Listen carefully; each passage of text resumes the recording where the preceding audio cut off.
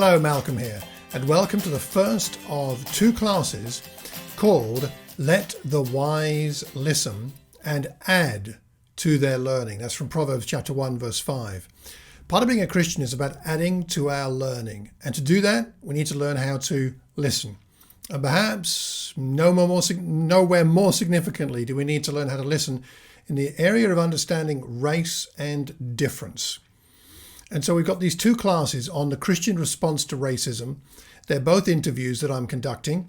And the first is an interview with Tony Cameron. Tony Cameron's an old friend, a long-standing member of our sister congregation in East London. And he and I have a conversation about what's called the SCUAD group. What's the SCUAD group? Well, if you don't know, you'll have to listen to find out, as he talks about how that congregation in East London has taken on the challenge of understanding how to listen to one another in the area of difference and in particular race.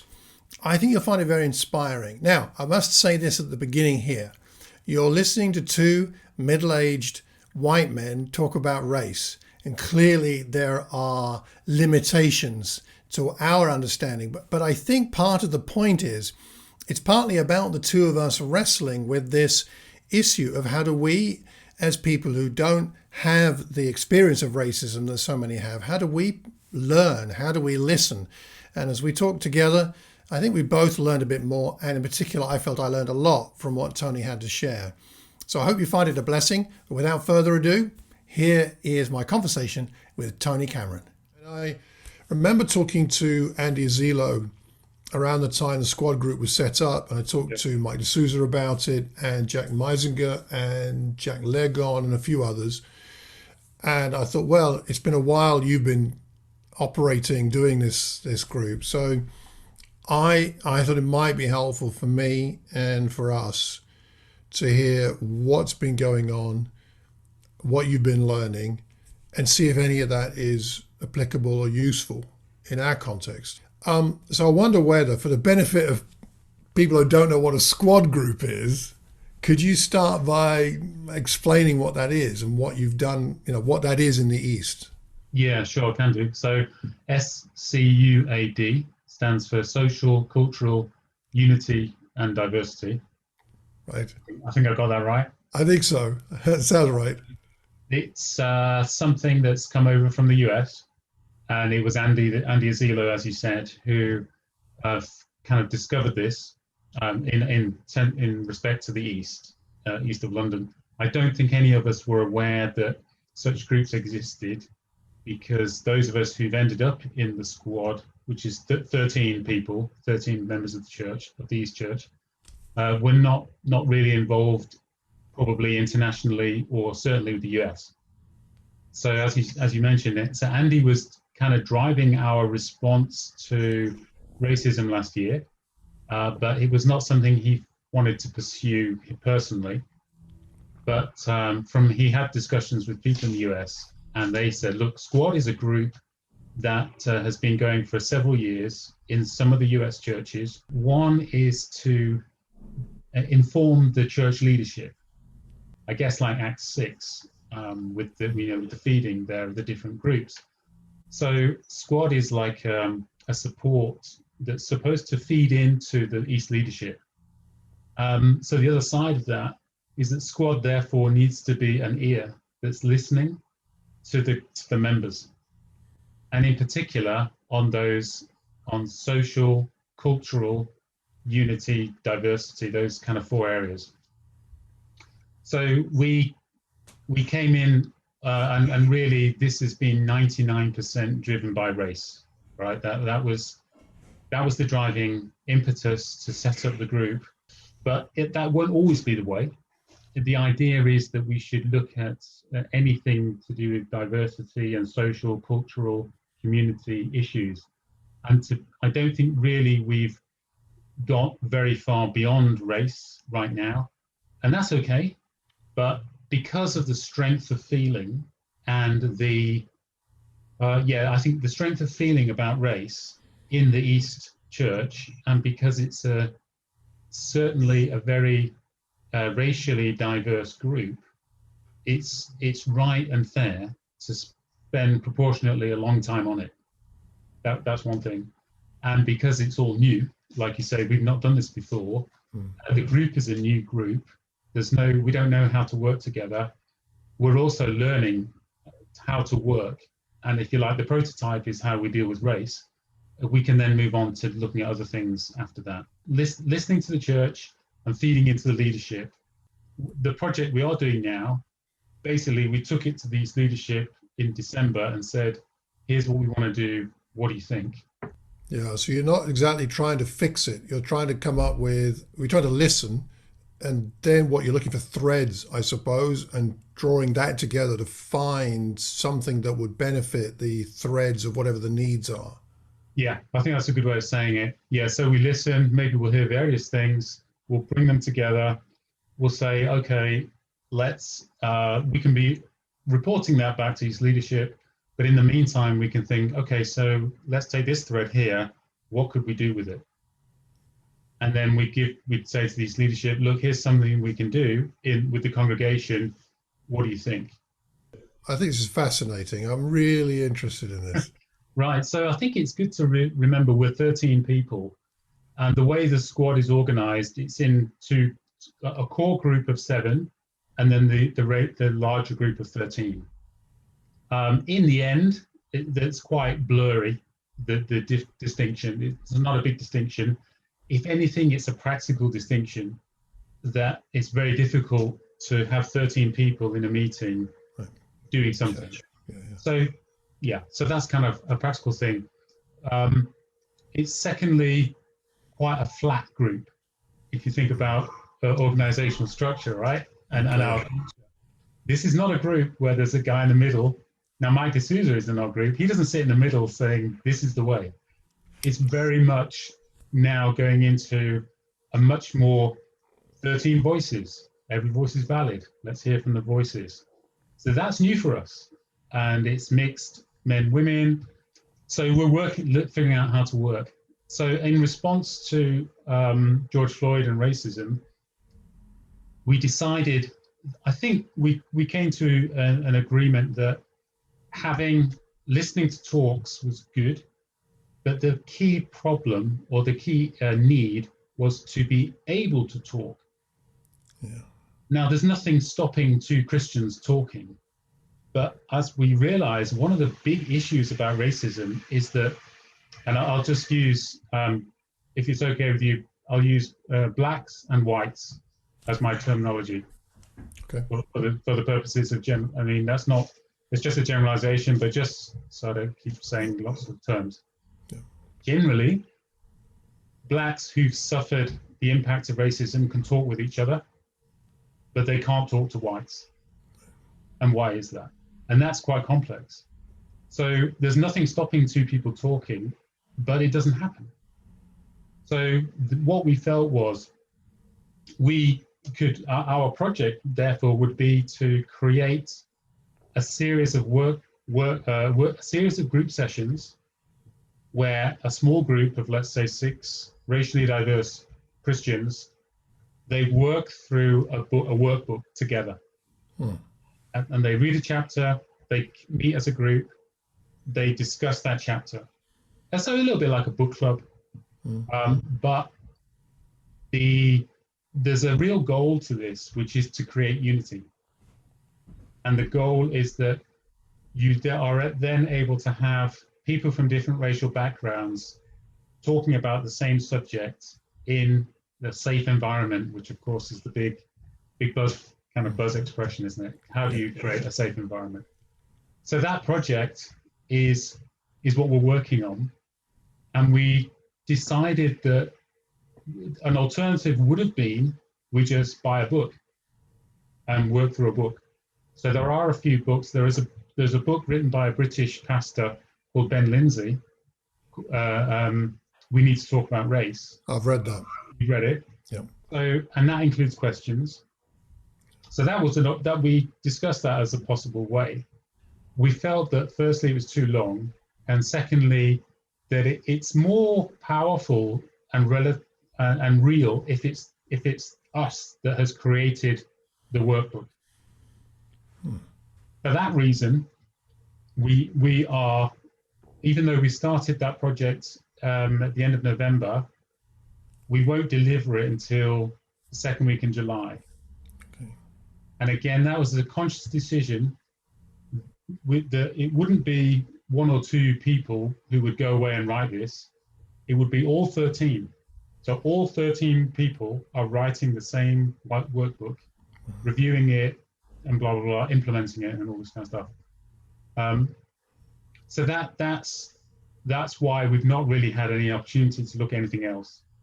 On the other hand, we really believe that this is a much deeper and stronger response, because it's giving you a tool which then we can work through as a congregation in the second half of 2021. That's the plan at any rate. I like the sound of that. I'd love to see what that looks like when it's finished. So Andy Guacci is a reviewer, as is Obi. So they're going to be reviewers of the draft versions before it goes live. And Obi is also an advisor on how you facilitate such groups, because I think this is going to be very challenging. To talk about race is very emotional and difficult. And we can talk about what that means. I can say about what that has meant for me, but it is a difficult and emotional subject. So the way we run those workshops is key. Yeah, you need some people with skills in that area. Yes, that's right. Yeah. Initially, we thought it would be a racial healing. It would be about healing. Then on reflection, we thought, wow, that's probably a little bit ambitious, right? I think, and it was my wife really that pointed out, you know what, the first level is to establish some kind of unity. That's the first thing we don't actually have. If we can create an environment where you can talk about race, that would be a massive thing across races, because it doesn't actually happen right now. And we can talk about why that is. What got you into it, Tony? I mean, the East is what, 190 odd people or more. There's a lot of people that could be in this 13 member group, right? So what was it that drove you or drew you into it? I realized after if I go from George Floyd, that's where, at that point, when that happened, I thought, why are people reacting so strongly in our East congregation? I don't understand it. But then one of the things that was, one of the reactions seemed to be that our leadership response was inadequate. Mm-hmm. And again, to me, it seemed adequate. But to people of color, blacks, it did not seem adequate. So I felt I'm really ignorant. So then I joined some of the conversations, some of the classes like Andy did over the last summer. Yeah, Andy actually had those ones. Yeah, I was on those. And I recall how when there was a chat afterwards, I didn't feel like contributing. And why was that? Why was I so nervous and insecure? So I felt I'm really, I can't participate in discussions. That's not right. So not only am I ignorant, I'm also not helping. So I did a lot of reading, and by the time Andy had come up with the SCUAD, I'd already really put myself in that space for my own research, and I'd read some various works, and one of them, which was called the Racial Healing Handbook, which is it's not a Christian book by any means, but it was extremely helpful. When I saw that and I read that, and I realized that in a sense you can grow. A white person can grow it. They can go through stages, and actually anybody can. And it's not written just for white people; it's for anybody. And that actually these are psychological models that have been around for 30 or 40 years. I thought, okay, there's really something that can be done here for me and people like me to grow and learn and be able to talk about race in a comfortable way. That's really the reason I got involved, because I knew I was ignorant, and I knew that I was not close to my black brothers and sisters, and I wanted to fill that gap. Yeah, we start somewhere. I mean, I think that's terrific.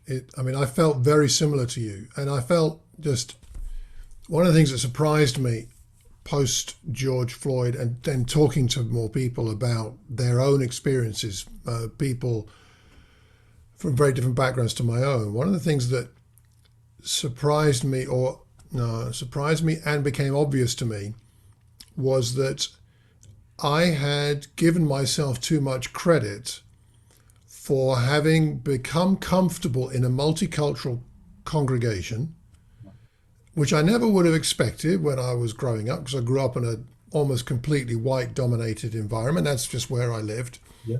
And I thought, oh, I'm in this multicultural church. I've been in this church for over 30 years. I seem to be able to get along with people from any background. So I must be doing well. And, and I think I know enough. Obviously, I don't know everything, but I think I know enough. And then when this stuff blew up, I thought, gosh, there's so much I don't know. And I've been lazy. I think, not deliberately so, but nonetheless, lazy in being comfortable with what I know or think I know. And I've not been going after the conversations and exploring other people's experiences, talking to my black brothers and sisters in church, or even neighbors for that matter, and saying, well, tell me more about your experience. And it began to open up a whole world, which really was very disturbing. So the vision that you have, or the SCUAD group that you have, it's morphed then. It was maybe, we can heal, or we can be part of that healing process for people, but it's more, and that may be still a vision, I suppose, but it's more, how can we understand and then help provide things that are going to help people to understand and work through things? The first base is just communicating and talking. Mm-hmm. As me and you, we've got very similar, I think, viewpoints and experiences. We've both been in a multicultural church for 30 years, and we think that's great. And we probably don't even consider race as we're talking to people. It's just we have friends, and it seems organic and natural. And yet we never talk about race.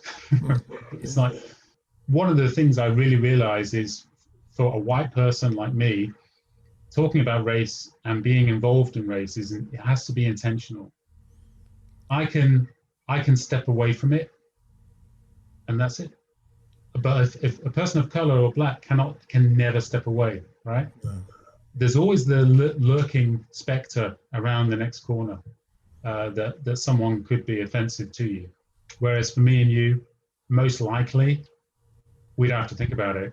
Our norm is kind of what we expect to be the norm. So, and for that reason, I think the first, if possible, and this is voluntary, that to invite white brothers and sisters, or brothers and sisters who've never really experienced any racism, and they could be people of color actually, to be part of a discussion is step one. And because it will necessarily be uncomfortable, that in itself is a big step. Because as me and you, I'm sure we realize, we feel scared, we feel nervous, we feel guilty, we're unsure what terminology to use, we're unsure if we're responsible for this or that, we're unsure, is this sin or is it not sin? Is this there's a lot of things flying around, right? That are new. It's hard to get your head around. So to even start having conversations for a white person, it's going to be a challenge in itself. But like you said, the vision about healing is still a vision, and I believe that a lot of healing will come through conversation. Healing as you understand yourself, and so you're kind of more understanding of who you are. But also, my hope is that as those who've suffered under racism can talk amongst themselves, amongst the church, they will also feel some sense of healing, even in the sense that they're sharing, that, you know, we're sharing our burdens with one another. So that in the immediate sense, being able to talk and a healing coming from talking is the vision, is the goal that I can definitely see for this project. Yeah. So you see the SCUAD group being like an almost permanent fixture going forward? Yeah, we definitely think it's a permanent fixture. We've got our work done really for 2021 now, because putting this workbook together will take us to the beginning of the second half of the year, and then we need to be around to see it implemented. Probably we'll end up being the facilitators of any of the small groups that start, because we're closest to it. And then slowly we'll start to gather in other ideas and see what happens next. So for the moment, it's quite open, and we see ourselves staying in this space for a good while yet. Do you see the Spirit moving in this, or how do you discern the best you can what God's doing in this? There's been such a unity amongst the 13, who themselves have probably got links with other people about what we need to do, that it does seem to confirm that this is initially a right way to go. And I think the approach that we're using of being much more collaborative, being more, you know, we're even the way we work together, we're trying to model a different way of working, certainly in our immediate fellowship, than perhaps we've done before, is something that is a kind of response to, you know, this is the way kind of God wants the church to go, to be more respectful, more using of the gifts and the talents. I think that is these are sort of undercurrents that are happening in the East Church generally. Anyway, so yeah, I think that would be the case. What lessons are there from what you've done in the East that you think could be applicable to other contexts, whether they're setting up a SCUAD group exactly or not? Mm-hmm. But what would be some of the key things that you think are significant for any church anyway? Yeah. I think that's the question. Yeah, I think that's the question, and I was thinking about that. And you're right, it's not necessarily a SCUAD as such. I think SCUAD was a really good fit for us. Definitely, it came at the right time. But I think the big thing is listening, and listening to kind of the voices that you may be quick to dismiss. So I was thinking about, you know, because I did this, right? I definitely dismissed this. I've dismissed this for years and years. Racism has been around for a long time, right? Yeah. And I've not really paid much attention. I haven't paid any attention to this. So, and there's reasons for that, probably because, as I said, it doesn't hit me in my life or anyone in my immediate family.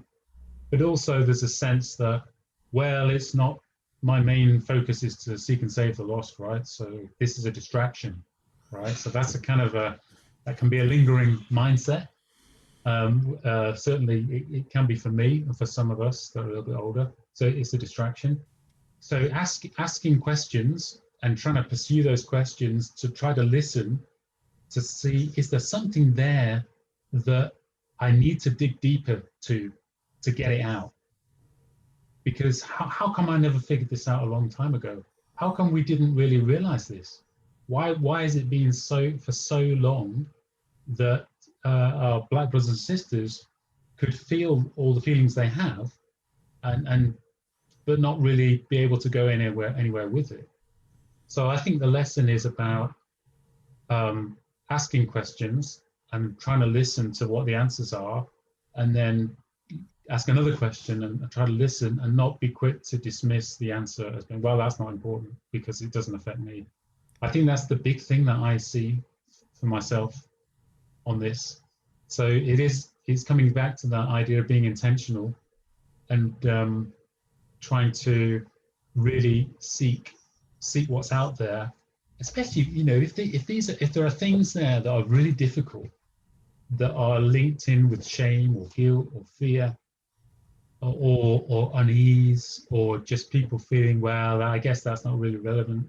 We're not interested in that in church, but actually they're a big part of someone's life. Then it's hard for them to be honest about that and feel it's real and relevant. So I guess it's something about that. It's about really asking questions and listening and thinking, is that, what value is this? Can this be valuable? Is this part of, actually, should this be part of God's kingdom in a more intentional way? That's a really good point. I think it's you've got the need to ask the question that may not be being asked unless we ask it. So there's that taking initiative of asking, and then I guess there's also the growing in the, for me, I'll talk about me, growing in the ability to endure the experience of the uncomfortable reply without reacting, and inquire further, tell me more. That in so many areas of life, actually, or deeper relationships, that tell me more question is so key. Yeah. And I think too much of my life, I've listened enough to where I think, okay, you've told me enough of what I feel I need to know. That I'm the one setting the barrier there, or the limits, rather than, well, how about you tell me everything you want me to know? And that's where it gets really uncomfortable. And that's a faith thing, because it takes faith, courage to be able to do that and tolerate the discomfort enough to be able to really hear. And well, not just to hear, but so that the person we're talking with feels heard, believes they've been heard. And that's the only ultimate correct way to gauge the value of a conversation to somebody, is whether they have been heard, rather than I feel I've heard enough. Yeah, no, you're really right. Yeah, it's costly. Yeah, it's costly, and it takes time. Yeah, definitely. Yeah, it takes time. Yeah, we can't be too busy to do this. No, that's really right. And I think, like what you're saying, it's got to be uncomfortable. It will be uncomfortable. We will react. We're asking these questions and being willing to say, okay, even though I've reached my limit, let me keep asking, because they need to reach their limit first. Yeah, I agree with you. That's right. Tony, is there anything we've missed out? Anything else you'd like to make sure that we, talk about, or that you think significant in this whole area at the moment? No, I think that's. I think you've asked all the good questions, Malcolm. That's probably. I doubt it. At the moment, anyway. Watch this space, see how it goes. I mean, this is all new for us. We don't really know what's going to happen. It's very much in faith, this project we have, and what will happen in the second part of the year. But it's going to go through several, I think, revisions, iterations before we reach the fruit, the benefits that we're hoping to see. But I do think this is a much deeper and more long-standing, kind of more worthwhile way of getting people together to talk consistently, certainly for the moment when it comes to race. Well, we'll talk again. I mean, I'd love to know how this all shakes down with this booklet idea and how that works. So maybe we can talk later in the summer or the early autumn or something and catch up with that. Yeah. Okay, Martin. Thanks very much. I really appreciate this. Thanks a lot. It's been great to see you again. And you. Hopefully it's not too long again. Till the next time. Thanks, Ian. Bye. All right, God bless. Bye-bye. Well, I thoroughly enjoyed my conversation with Tony. I hope you found it useful. If you have any questions or thoughts, do drop me a line. You can email me, malcolm@malcolmcox.org. You can find me on my website. Our next interview is with Jack and Sarah Meisinger, and I think you'll find that fascinating. That's with a couple, and that comes out in 2 weeks' time. Till then, I hope you have a wonderful week, and let's keep listening. It's the only way we're going to learn. Take care, and God bless.